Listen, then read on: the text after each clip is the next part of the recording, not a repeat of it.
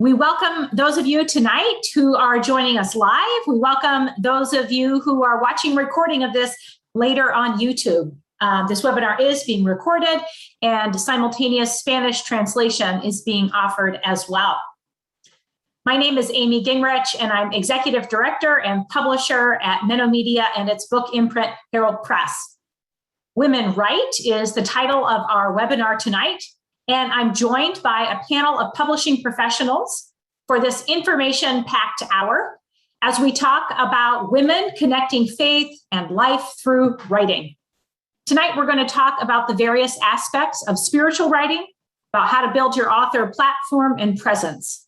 Whether you already consider yourself a writer or are just thinking about it, you'll find encouragement tonight from our panelists as we answer questions such as, what's the best way to get published? What are editors looking for? How do I market myself and my work? Do I need an agent? Tonight, I welcome our panelists. I invite them to turn their cameras on as well. Our panelists tonight will be Javon Bolden, book agent and owner of Bolden Media Group, Laura Leonard, acquisitions editor at Herald Press Books, Dawn Arajo Hawkins, news editor at Christian Century, and Dani Klotz, publisher of Anabaptist World. We're going to start tonight with each of us introducing ourselves and saying a bit about our context. So panelists, I'd remember also like you to name one piece of advice for writers who want to get published. We will start tonight with you, Javon. Okay, awesome. Hello, everyone. My name is Javon Bolden. I'm the CEO and founder of Bolden Media Group.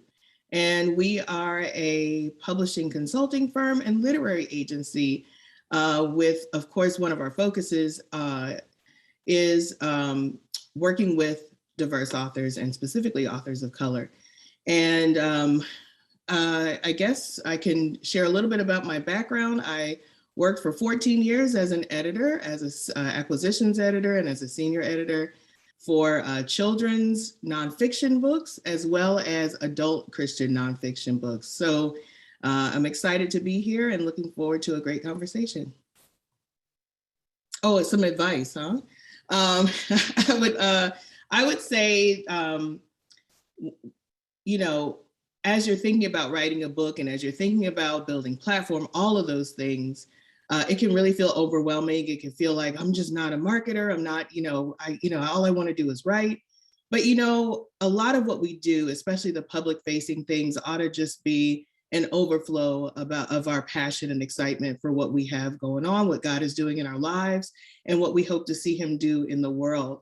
So, I mean, try not to, overthink it and feel overwhelmed by it, but just really express some of that passion, that joy, that peace that you hope to pass on through your writing. Share that in social media.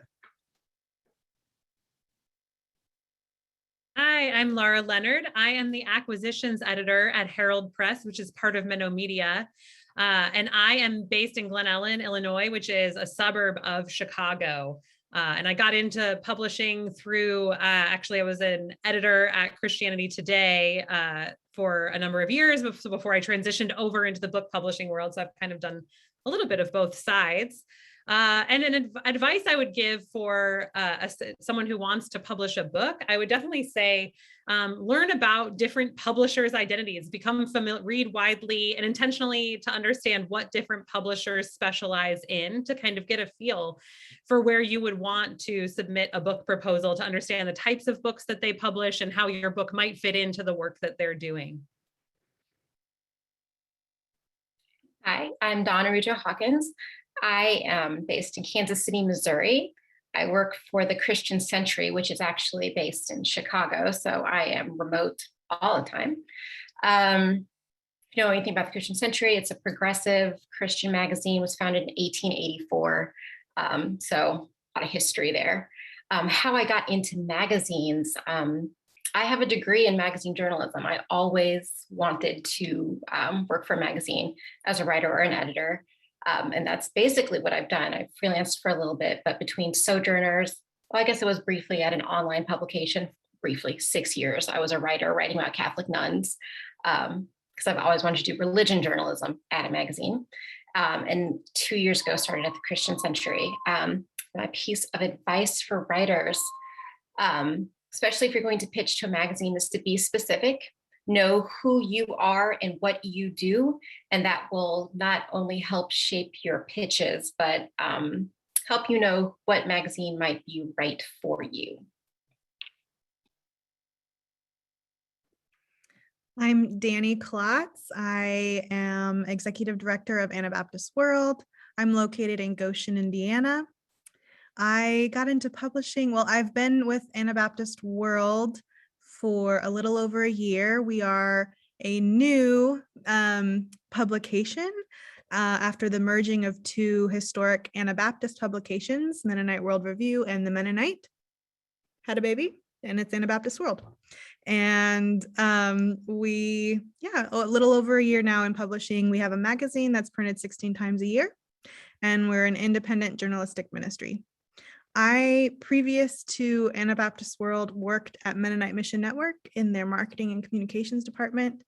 And so that's sort of how I got my feet wet in writing and editing. And then I jumped over here recently.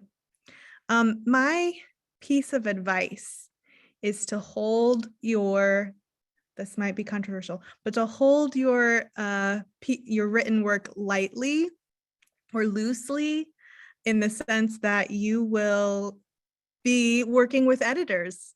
And it's important that you have the flexibility to receive input, to be able to change your work to fit, whether it's the magazine or the publisher's vision and what they know about the audience and how they'll receive it. So maybe it's not controversial, but it's a hard thing to do. It's easy to say, but hard to do. Yeah. That's it for me. Thank you, panelists. As I said earlier, I'm Amy Genrich with Herald Press, which is the book imprint of Menno Media, and I'm publisher and executive director at Herald Press and Menno Media. I work from a home office in Ohio, between Cleveland and Akron, Ohio. And I majored in communication in college. And like Dawn, I knew when I was majoring in that I wanted to be an editor. And there were no religion. I wanted to work in a newspaper, and there were no jobs in religious newspaper editing. And so I instead took a job as a real estate and biotechnology reporter in the San Francisco Bay Area, which I had no training in whatsoever, but I did have, journalism classes. So that's how I got started in publishing. And I have been with Herald Press and Menno Media since 2005. We are excited to have all of you here tonight in this conversation by and for women who want to write books and articles, devotionals, curriculum, or other content to connect faith and life. Our panel tonight, as you have heard, features professionals who work in publishing. So tonight we are going to focus on getting your work published in traditional ways and venues. We are not experts on self-publishing, so we're going to just skip over those topics tonight. In the questions that we received ahead of time as you registered, a number of people asked about tips for beginners or asked, where do I start? So think of tonight's webinar as this basic introduction for you. You may utilize the Q&A feature in the webinar to post your questions. You can post them there. However, if you already did pose a question via the registration form, we do have those questions, and we'll be working tonight to address as many of them as we can. We'll also take time toward the end to address additional questions too. Let's dive in tonight talking about Author Platform. What is Author Platform? How do you build Author Platform? Why is it important? And Laura, I think you're going to kick us off on this one.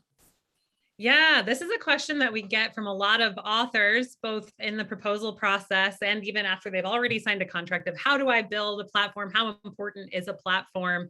And it is something that we are looking for on the book end. We're looking for authors, but I like to tell authors to think of platform as you are engaging other people in this conversation on the ideas that you're writing in. It's not about getting as the highest number you can, but trying to form a community of people who are interested in the things that you are writing about, who want to know what you have to say, who are speaking into that conversation. And so to really think through, where is your audience? And that kind of depends on what you're writing. Maybe if you're someone who's writing a cookbook, your audience is probably more likely to be on Instagram.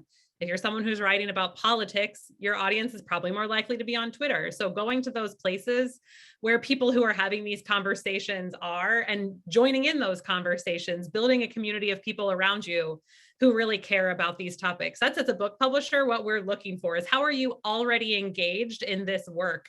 We're looking to see that you are putting in that work of being part of a community of people who care about these topics before you submit the book proposal, and then also after, like, to show that this is something that you are continuing to work at and continuing to grow. That's always an ongoing project for any writer. But I just really like to encourage writers not to think of it as, this necessary evil of, I just have to be trying to get the numbers, but to think of it as something that comes alongside your work and is really a way for you to share the passions that you have for the writing that you're doing, and to really bring potential readers into that. Anyone else want to jump in there on how to build platform? Sure, I'll share a little bit. There was a really good analogy or example or something like that that I heard a little while ago at a conference where this, like Laura said, this question comes up quite a bit. So this was another conference for women communicators I was a part of. And one of the speakers used a really great example of what a platform is. She described how back in ancient times, before there were microphones, but people were still engaging in entertainment of various kinds, plays and all of that. And there were also ways that news was spread through, heralds and different things like that. She described this, that kind of scenario where a person stands up on a platform so that they could be heard above the crowd. Because otherwise, if you're just kind of talking within a crowd, your voice may get lost. But if you can stand up on a platform, your voice can be amplified.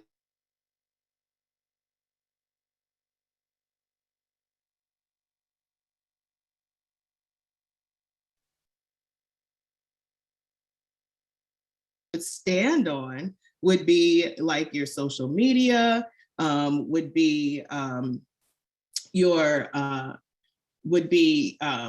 blogging, would be podcasting, would be writing for other outlets and different things like that, magazines. We have editors here.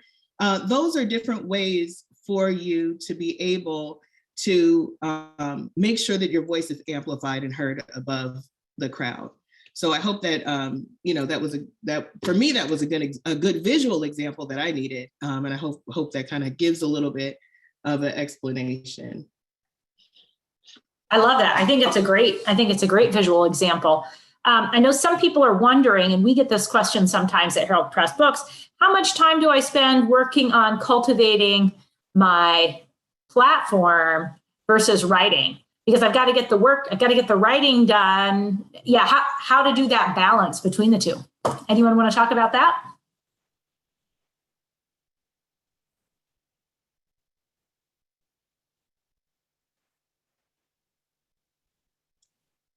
I don't mind sharing again.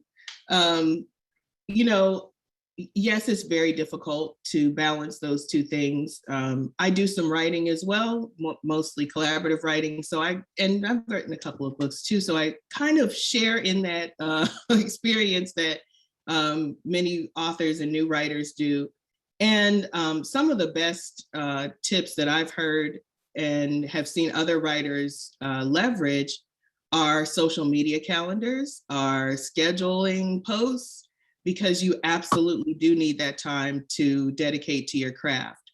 So also blocking periods of time where there are no distractions, working early in the morning when no one is up with you, or late in the evening where you can write. And maybe during the day you have some organic posts that you may do, but then mostly maybe throughout the month, you take one day and schedule your post out through the month. So yes, it is definitely a balancing act, but it also, it also is a way for you to show your enthusiasm about what you're talking about. And I think it's important that you don't just disappear when you're writing, that you still show up in that conversation and allow your voice to be heard, because it's valuable and it matters. Absolutely.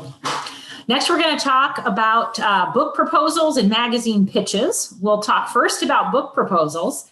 What are editors looking for in a book proposal? What are the components of a book proposal?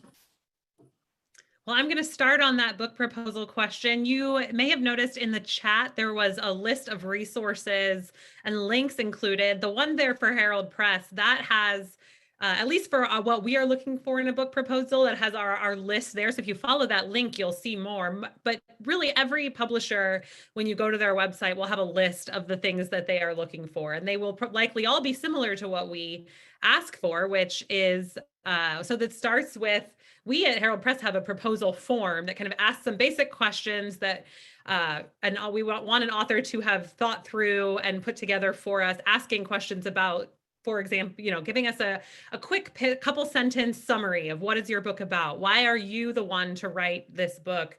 What is your intended audience? What are some books that you see your book maybe in conversation with some similar titles?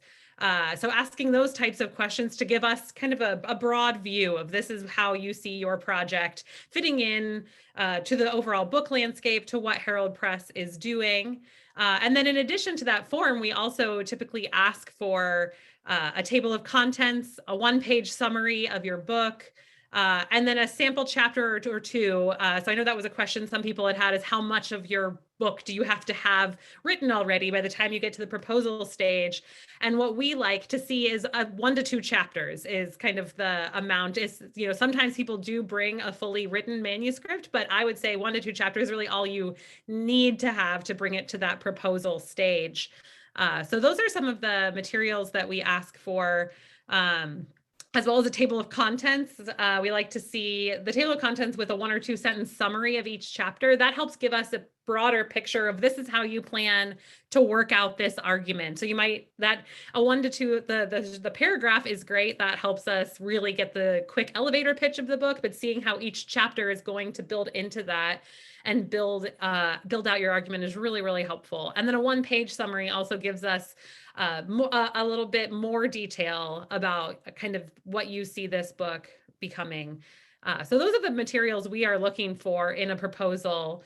Oh, and I see, yes, we also ask for the name of the Bible version you plan to use and a brief resume, often, really has, especially highlighting the experiences that you have had that speak into why you're the person to write this book.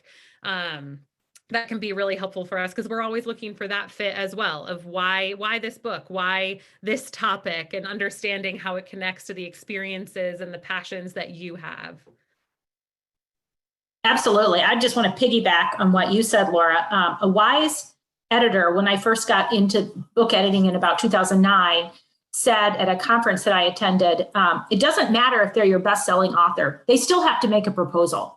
If they are not willing to put in the time and effort to make a book proposal, they're not going to be willing to put in the time and the effort to edit it in the way that you want it to be shaped or to market it or promote it. And that has always stuck with me because it is a lot of work to put together a book proposal.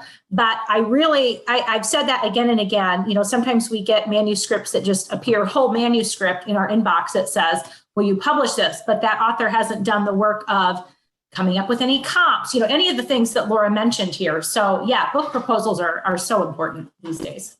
Anyone else want to go ahead? I just realized I want to add to that too. Just a piece of advice that I would say is I really would recommend to writers having some other people read over your proposal before you send it in. I just think that's something that a lot of people, I can always tell when we receive proposals that have clearly had a lot of time put into them. They've really had somebody else take a look and edit before it comes to us. That effort really shows when that shows up in my inbox as an acquisitions editor.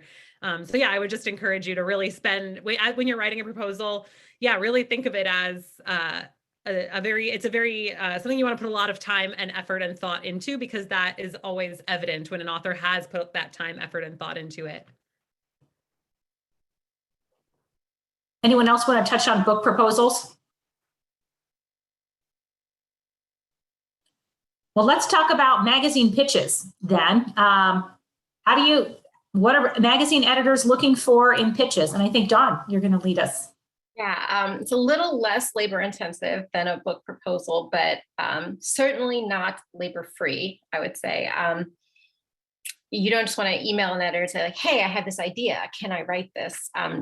Editors want to see at a magazine a short but specific vision, what you want to write, who you might plan to talk to, and what kind of the point is. I would say no more than a paragraph, but with some real thought and research behind it.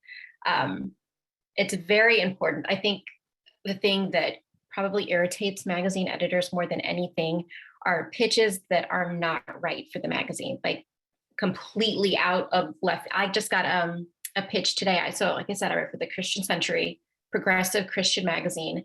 And I got a pitch today about a dancer who won a dance contest, and not even about the faith of this person who won this dance contest, which would not really be that interesting to me, but just like, do you want to talk to this person? No, I don't. It has nothing to do with what we do at the Christian Century. It was immediate delete. And I can't tell you how many of those I get every day. So for a magazine, I think the most important thing is to know the magazine well, what they have published recently, because you don't want to submit a pitch for a story that has already been done, especially not recently. And make it short, but make it clear that you're serious. It's not just, hey, can I write this with this idea that I have? So do some research beforehand. I see lots of nods. Anyone else have anything to add on that?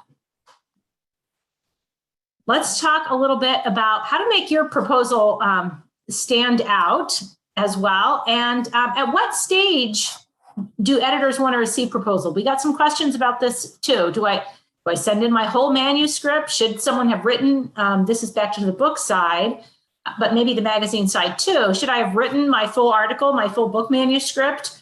Is it better to have a complete manuscript, or should I only have an idea in my head and a couple sample chapters?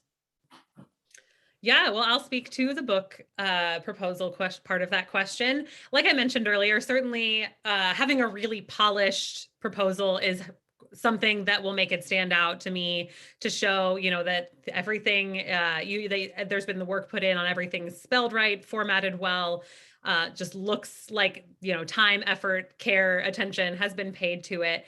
And yeah, I prefer not to receive an entire manuscript. Just the sample chapter or 2 chapters is fantastic.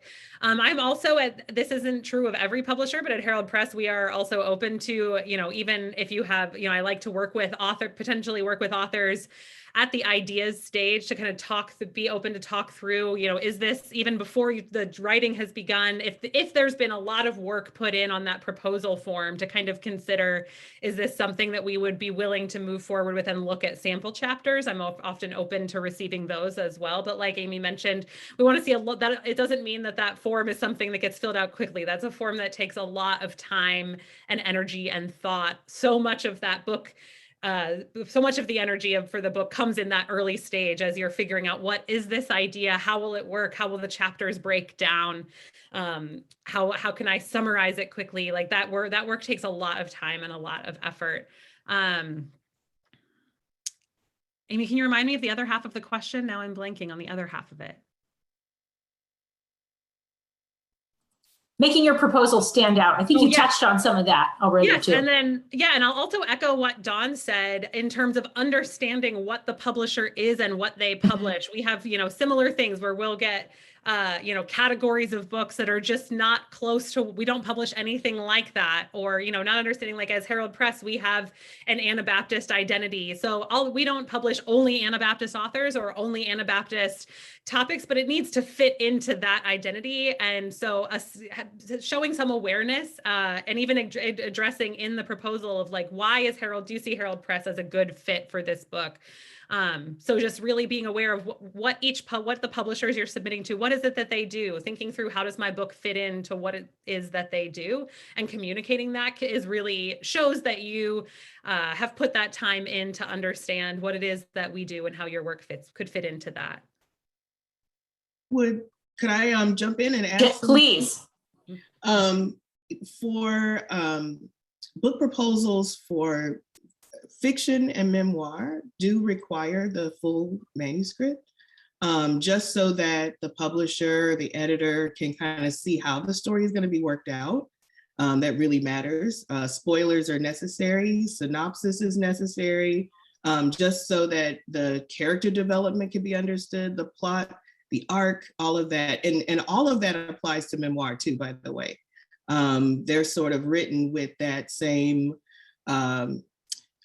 those same story elements that a novel would be. So just keep that in mind. And also children's books need to be manuscript for a children's book needs to be completed. And that is from picture book, word book, middle grade, fiction or nonfiction, chapter book, all of those need to be completed at the time that you're submitting your manuscript.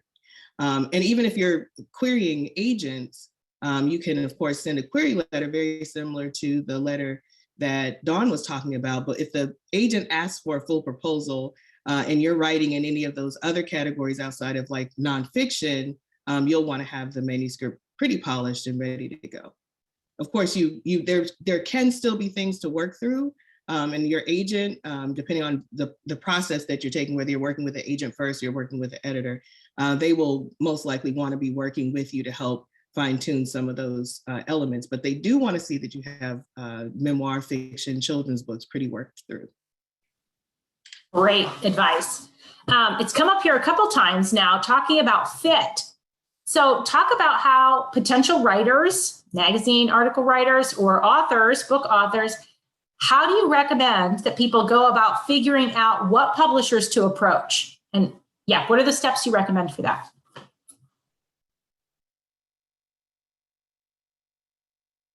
I'll say for a magazine, if you're going to pitch a magazine, read the magazine. You should be familiar with the magazine, the topics that they cover. I am a strong proponent of keeping your own voice in your writing, but you should maybe understand the voice of the magazine. Like if maybe your voice doesn't really fit into, maybe it's more mild tempered at this particular publication, or as opposed to more sarcastic type of magazine, maybe that's not your jam. But you should know that, and you can understand that from either reading the magazine online or following their social media will give you a good sense, because obviously you're not going to subscribe to every magazine in the world. Magazines are so expensive these days. Like I understand that. But following their social media, reading what you can online, that's a good way to understand if it's not stuff that you enjoy reading, you're not going to enjoy writing for them. I would say the same is very much true for books. Well, I mean, read widely, read broadly, and look at the books that you are finding yourself drawn to the most, that you most enjoy. Look at who publishes them, and then look at their website, see what else they publish. That's the best way to get a sense for what is a publisher's identity, is read the books that they publish. And a website will go, I think, very far in helping you understand, even just reading their mission statement can tell you a lot about the types of books that they're looking for. And certainly their author catalog will also help so much. But that's I think a good writing tip always is just read as much as you can as well. That will strengthen your writing as well as strengthen your understanding of what different publishers are looking for and what is their identity. Let's talk. Oh, go ahead, Javon. Oh, okay. I was going to say, I think there's also a way to Publishers Marketplace, Publishers Lunch has a free author version, I believe, where you can kind of see what deals are being made and kind of figure out what publishers are buying right at different times, like what am I trying to say? Real time. To some degree, publishing is slow, but you'll get an idea of like what's happening right now, what publishers are interested in. Now, of course, it may be a little bit harder to target certain categories, but it'll just give you a feel for what's happening in the publishing industry. And I think, for any author who's wanting to enter publishing, being really familiar with what's happening in publishing at large and Christian publishing at large will really help you kind of get a feel for how you should be presenting yourself when it comes to pitching and querying and things like that. I was also going to say you can, as far as even knowing what trends are, because I think even more than just knowing what the publisher is publishing right now, sometimes you can be, I've had proposals come in that maybe I didn't know that I was looking for, even from being an acquisitions editor to now, but the author was so in tune with what I was sensing in, either in the church or in, culture at large. And they just sort of anticipated something and just hit the nail on the head. And that can happen sometimes by even just being aware, paying attention to bestseller lists or another way, seeing which publishers are publishing the bestsellers, and just seeing how your book fits in with that. Doing that, like Laura mentioned, the comp titles is a really, really great exercise to understand how your book is unique and different, but also fitting in with what people are wanting to read. Let's talk a bit about agents as well. We got a number of questions about agents. How do I get an agent? Why do I need an agent? What's the competitive advantage for an agent? All manner of questions about that. So we're going to turn to you first, Javon, and talk a little bit about book agents. Well, awesome.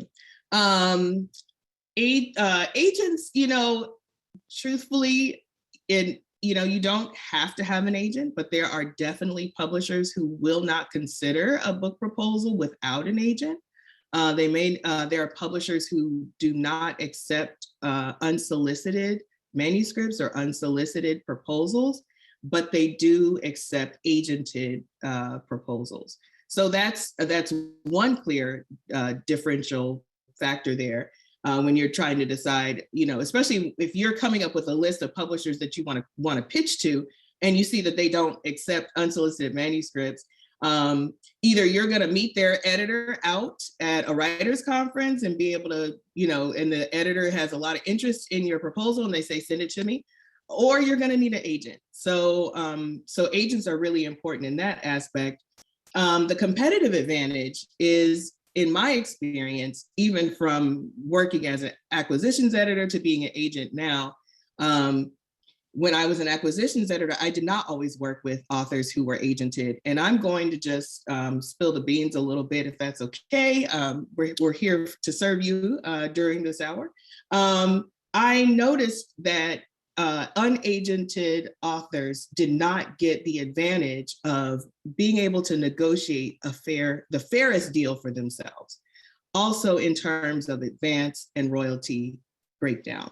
So just, to say what I've seen on both sides, sometimes when you're trying to advocate for yourself, you're trying to write the book, trying to market yourself, you're trying to, promote, and then you got to try to negotiate and figure out all of the things about a contract and all of those details. It can be a lot. And some authors don't really know all of what they need to be negotiating when it comes to a contract so that they can get, have a win-win situation, a win-win scenario when it comes to that agreement. An agent is going to know you. They're going to know what your goals are. They're going to know, what you hope to do with your career, what you hope this book will do, what you hope future books will do. So they'll be able to help guide and steer you through the publishing process, through the contracting process, so that all of those things are working in your favor. Let's see. Who does one? I'm looking at some of these questions. I can just kind of answer those. Who does one approach to get a book agent? I think it's very similar to finding a publisher. You'll need to know what the agent is acquiring. All agents do not represent all books. And some of them have particular relationships within publishing that support the kind of books that they represent. So they may have relationships with editors where the editors are looking for a certain category or genre of books. So it is important to know which agent you're pitching to and making sure that they represent your book. The way that you do that would be, there's different, I think there's Christian Marketplace. Oh, I think I might be messing that up a little bit. Where you can find a list of agents. You can also use Query Tracker. There's also Writer's Digest has a list of agents, and Publishers Marketplace also has a way that you can find agents. So there's quite a few different ways that you can find agents. Ask other author friends who their agents are. get recommendations, use your networks and ask who's a good agent or who's looking for this, start those conversations, and also follow agents and editors on social media. Some of us are connected to each other, some of us support each other, some of us share each other's things. So that's a great way to kind of know who's who and who you can pitch to. Excellent. Laura, could you talk a little bit about the other side? And you touched on that too, Javon. At Herald Press, we work with both agented authors and unagented authors. Laura, what are some of the reasons why authors don't use agents? Yeah. So like Amy said, we accept both unsolicited or both agented and unagented, and have plenty of authors who are on both sides. So the process of getting an agent, and Amy, you can jump in, I haven't been a book author on that side, but the process of getting an agent could be more time consuming, and they just want to get this, out right now, or maybe they have a strong sense of this is the publisher I want to go with. I think at Herald Press, that's something we see as somebody who has, I am a Mennonite and I would like to publish with a Mennonite publisher. I already know that I'm going to go straight to that publisher because I see the fit there and I'm going to pursue this fit. So I think that's certainly something that authors might, if that's your situation, that you're saying, I can see this reason that I really want to go with this publisher, I'm just going to go straight there and build that relationship with the editor. That might be one reason. And I mean, certainly, there's, an agent is going to, the agent will work to negotiate, but then also agents take, a percentage. And so some people might say, I think I see the math working better in my favor if I don't go with an agent. So that would be another reason that an author might want to consider just trying to make that deal directly and not having to share the profits with anyone. And so there's certainly reasons that authors might go in either direction.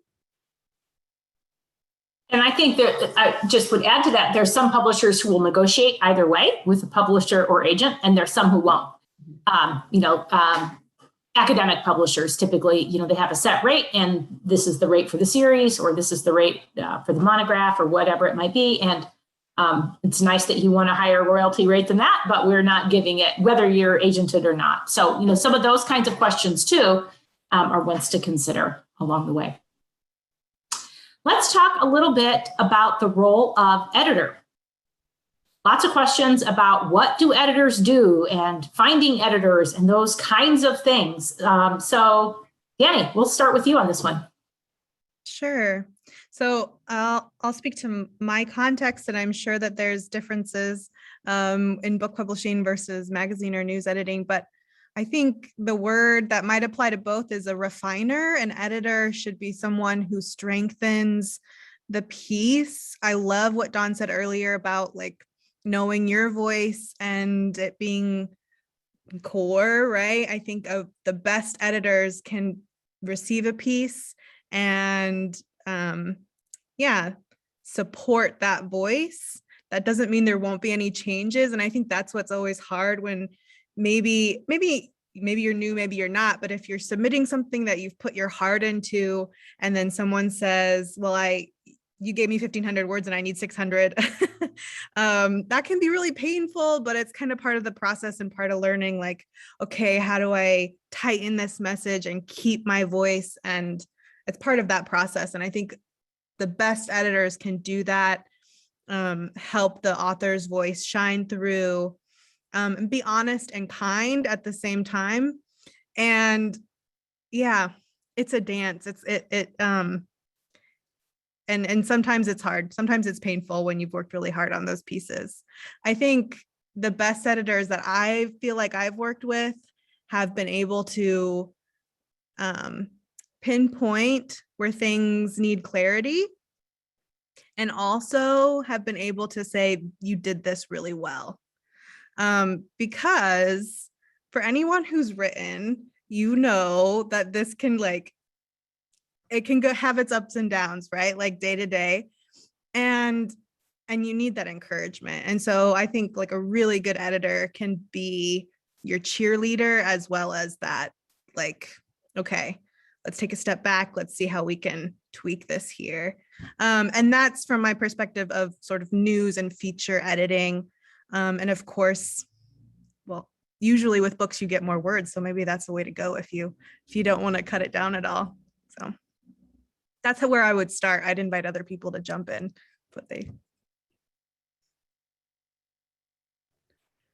I'll just round out magazines and then we can switch to books if that works out. I think when you're submitting a magazine piece, like Dani said, hold it loosely. Some changes might feel really painful, but they might be necessary if you can step back and look at that. But I also always encourage writers to stand up for themselves, because an editor might know more about the publication and the voice. And by skill and trade, they might be able to shape a narrative in a cleaner or more precise way than you as a writer either can do or can do in this particular piece, because you're so in it, like you just can't, you can't see the stuff, you're in it. But at the end of the day, it is your name on there. And I think if you can be honest with an editor about why a change does not sit well with you, they should be willing to work with you in a collaborative way to come up with a piece that works for everyone. Because like I said, it's your name that's on it at the end of the day, even though they're, the experts in a sense. In many ways, yes, they are the experts. They know the audience, even if you're a lifelong reader, like the editors have insights that you don't have about the readership and the voice and the tone and the vision and arc of the magazine. And they're, it's their job to cut and shape. But it's your voice and your name that's on it. So collaboration is key. And I think many editors don't know that writers want to collaborate. They just think, I've got to do it because this writer doesn't have time and they're going to be mad. But open that channel for collaboration. Yeah, I really like that when I do send so just a quick overview on book editing as well, just that everyone may realize there's multiple stages of editing that a manuscript will go through in the book process. So we start with a developmental edit, which at Herald Press, that's what I do for most of our books, which is kind of those big picture edits. I'm the first editor that gets it. And I'm looking at, does the structure hold together? I like to think of that as being, I'm both an advocate for the author and their words and ideas, making them the best version of themselves, as well as being an advocate for the reader, trying to anticipate what questions are readers going to have, helping the author address those and really speak into those places that I can see as someone who hasn't, spent the last year of my life digging into these ideas, really helping them hone those places where our argument could use a little strengthening, or this question needs to be addressed. And I like to tell all of my authors that, remind them this is a conversation, like Dawn and Dani were both saying, because I know it can be scary to feel like there's this editor feeling like they're just going to tell you have to change this, you have to change that. I always want it to feel like a conversation with authors, that if there's a change I've made that you disagree with, let's talk about it. Let's talk about why you don't think that works. How can we find something that does work? So I also encourage you, as anyone who's interested in publishing a book, to also think of that proposal process as you're also looking for an editor you want to work with. That's going to be a really important relationship for you. And this is going to be a person who's a steward of your words. And so as much as we as editors are looking for, the books and authors we want to work with, authors are also, you should be looking at the editors as, is this someone who I see as a good fit? Is this someone who understands the vision of my book and that I want to entrust, my book with? That's really important for you to be thinking about as well.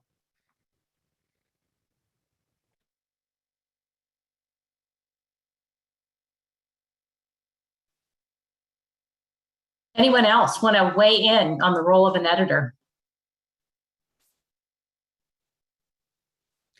I just realized I started to also talking about the different stages of editing. So I talked about developmental edit, which is that first level of editing that at Herald Press is what I do. After it goes from me, it goes to a copy editor who's really focused on grammar, style, punctuation, making sentence structure, making sure that this book is a clean, tight book. And then from there, it goes to design and proofreaders. So there's multiple editors' eyes, and that's going to be true at any publisher, that there'll be multiple eyes that go through it. So that kind of speaks into, I know there were some questions about self-publishing. That's something that, is one of the benefits of, if you're going with a traditional publisher, you're going to have multiple editors speaking into that manuscript, making it kind of the best version of itself. So that's something that, could be a little different from the self-publishing route versus if you go the more traditional publishing route. I can add a little bit of something there too. Like I said, I spent 14 years as an editor, but even now, when you think about working with an agent, just some of that process that the editors just spoke about, that revision process, the editorial process, where some of that feels a little bit hard to handle when you first get your notes back from the editor or the edit letter. But your agent is also there, if you have an agent, to kind of help that process move smoothly. An agent is not just, someone who's doesn't have to be someone who's just, let me say this too, each agent is different. But there are agents who do kind of shepherd the author through the process and help them when those revisions come in, encourage them to speak up when it's necessary to speak up. Because even as we're talking about audience, our audience in publishing is changing or has changed, not is changing, it has changed. And we're not only speaking to one type of person. And that's, even when we're talking about working with an editor who's committed to making your work the best it can be, they can learn from you as well, especially if you're writing from from a perspective that may be a little different than what they're used to working with. I'm saying that, of course, as an agent of color, as a person who represents authors of color, who has to kind of navigate some of those communication gaps sometimes, especially when we're talking about messaging and things like that. So it's great to be able to have, even if maybe you don't have an agent, but you have your writing group, or you have people who are praying with you, or people who are kind of walking with you through beta readers or whatever, people you can consult with. Sometimes it really does help to kind of talk those things through, even as you're working with your editor, so that you can get the courage, if you need it, to kind of say, well, I said this because it does matter. It does matter that your voice stays what it needs to stay. But then there's also the huge collaboration part. I love working with editors when I'm writing, because they take it to another level. And I want to encourage you to enjoy that process, because you'll see your work at one level, and then by the time it's published, you're like, oh, excuse me, this is pretty good with my name on it, as Donna was saying. And so I just want to encourage you to really lean into the editorial process and enjoy that collaboration. Enjoy your words being refined, like Danielle said. And then also, if you have that support group, make sure that you're there, that you lean into them if you need that, your agent or your writing group, if you need that support when you're going through that process. Just a great segue. I'm going to jump ahead to the writing tips section. We got some questions about writing tips. We'll jump back and we'll get into some other nitty-gritty details here too. But let's talk a little bit about writers groups, accountability groups, those kinds of things. And also, a quick reminder here, this webinar is just an hour. So if you have questions that we haven't yet addressed that you do want us to address, make sure to post those in the Q&A, and we'll move to additional questions that you have here in coming minutes. But let's jump here to writers groups, writer's block, writing coaches, all those kinds of writing details. I can start off. Like I said, I do a magazine, so I don't know a whole lot about writing groups and writing coaches, but I do know a lot about writer's block, and also interviews blowing you off. That happened to me today. I think my most important tip, for writer's block, I think it's important for you to have structured writing time. Work that into your day, work that into your calendar, especially if you're busy and you've got other things going on. Make sure you have that writing time. But if you are stuck, my personal advice is not to try and push through it.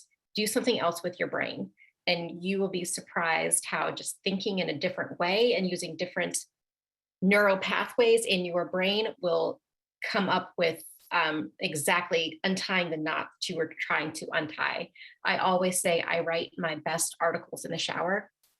And I think really the ones that I won awards for were literally narrated in my head in the shower, not while I was sitting at my computer. And then I went back and plugged and chugged because I was thinking about something else. It's important to move your body. I think move your body and think about something else, and you will be surprised at what comes out.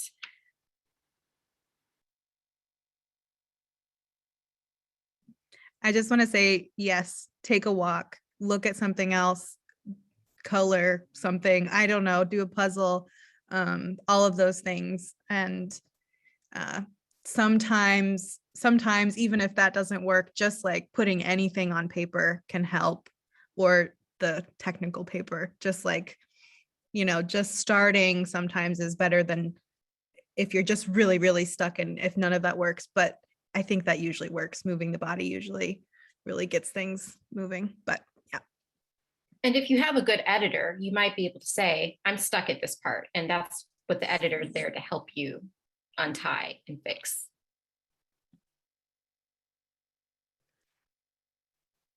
Go ahead, Mark.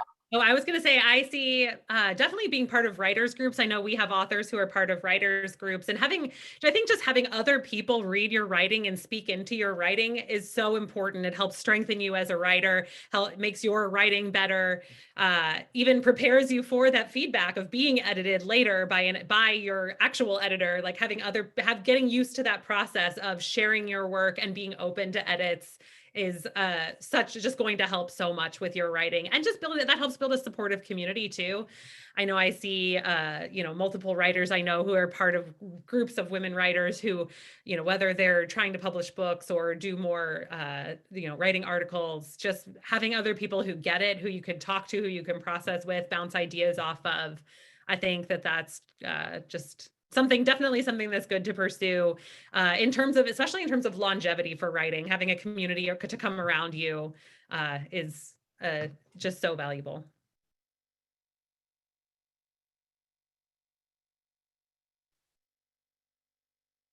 I love the schedule block idea as well. Scheduling the time for writing. I think that's so important. How do we establish those boundaries in our lives? And I think probably each of us here have our own ways of doing that. I was nodding, Javon, when you said early in the morning before other people are up, going on a walk, et cetera. These are all great tips, I think, for our potential writers out there.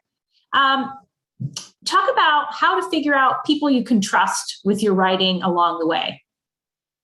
Both people that can help keep you focused, but people who can be honest with you. Are there any tips you have about how to cultivate that kind of community?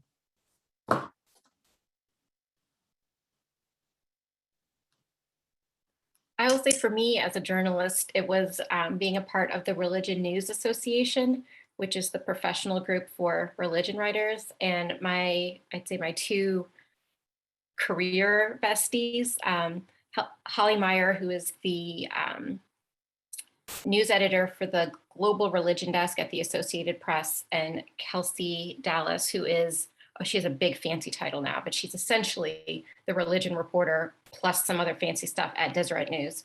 I don't live near any of them. One's in Tennessee, one is in Salt Lake City. But they are the people that I talk to about not just my writing, like when I'm stuck in an article, even though they're quote unquote my competitors, they will help me come up with ideas, and I do the same for them, help them think through articles.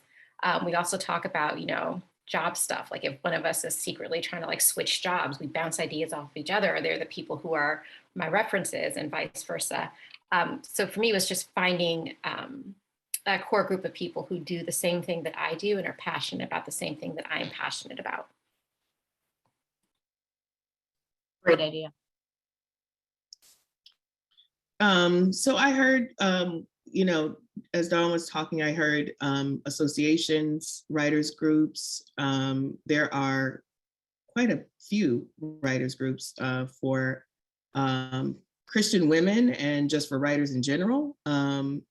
There are also writing coaches who can be there for you as you're going through the writing process, step by step.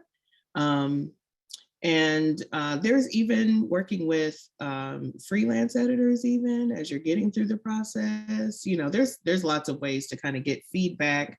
And another thing that people do is they'll get with beta readers. So if they're I mentioned that earlier, but beta readers are people who they could even be in your writers group, but they're ones who will read your work and give you valuable feedback, good feedback, because and sometimes that is a little bit trial and error, because sometimes you don't want to just accept feedback from anyone, because as Dani was saying earlier, writing is like really special, and if your heart and soul is into it and somebody just says the wrong thing, you want to definitely be careful of that and have people who are really serious about respecting your work, and they may be writers themselves. I think that really sometimes helps to be around creative people who understand the struggle, because people who don't get it are probably not the ones you want to get advice from. Even if they're good friends, they just may not be the ones you want to get advice from when it comes to your feedback or advice when it comes to your writing.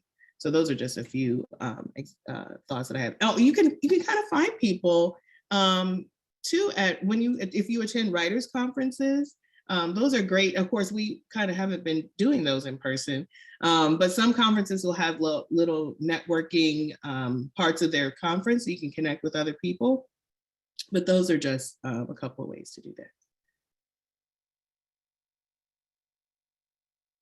We have just a few minutes left, and we have a lot of questions here in the Q&A. A number of these we've addressed, but I'm going to pick out a couple here quickly. I'm going to start, I know I said we weren't going to talk about self-publishing, but I'm going to start with the question that says, what are the advantages, in your opinion, of using traditional publishing rather than self-publishing? Laura or Javon, one of you take that one? I'm happy to talk about that. Bolden Media Group has helped authors publish independently. I published my book, Pray Hear Write, independently, and a couple others.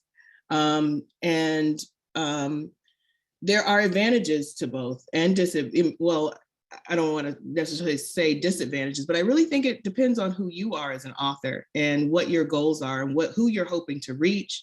Publishers, obviously, there's a whole situation behind you, a whole machine behind you, where you're getting the marketing and PR support, the editorial support, and all of these, the individuals on that team are professionals. They're accountable to the process, and that really does matter. And they're accountable to you. They have invested in your work, in your manuscript, and they're really looking forward to getting a return on that investment. So there's, that's important, and they're going to put money behind that. When it comes to, so that's one thing. When it comes to independent publishing, obviously you'd be investing in yourself first. So you have to consider, do I have what it takes to put out a really high quality product? My belief about independent publishing is that it can be just as high quality as traditional publishing. It does not have to be, it doesn't have to look second rate or anything like that, especially if you can put together a high quality team. It will be costly, and it will be something that you invest in. And that's why I said it really depends on where you are as an author. You can decide, of course, that you only want to just publish something for your own family or something like that, or for heirlooms or keepsakes. But if you wanted to reach a large audience, you want to do basically the same thing as a traditional publisher would, because this is generous work. You're putting it before people to hopefully impact their lives and change their lives. And you want to do your best at that, whether you're traditionally publishing or not.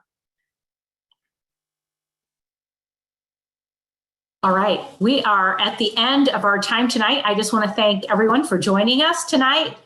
This webinar has been recorded, and it will be posted later to YouTube. A number of the questions that came in are things that are touched on in different spots in the webinar. So if you joined us a little bit late, go back and listen to it again later. Some of those questions are addressed there as well. If you would like to know more about any of us, the links to our publications, our agencies, magazines are in the chat from Mennonite Church USA. And just want to thank so much Mennonite Church USA, Women in Leadership, for pulling this webinar together tonight. It's been great to be with all of you. Thanks so much for joining us.